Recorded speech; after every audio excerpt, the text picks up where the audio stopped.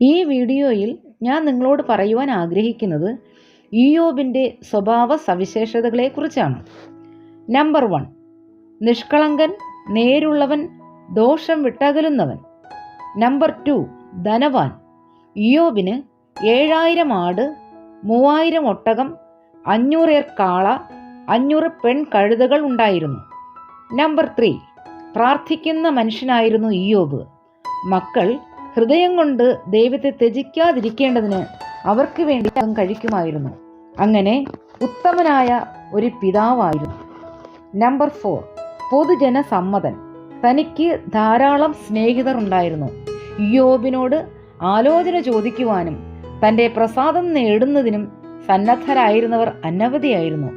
Number 5, ദൈവത്താലും പിശാചിനാലും ഉത്തമ സാക്ഷ്യം പ്രാപിച്ച വ്യക്തിയായിരുന്നു ഇയ്യോബ്.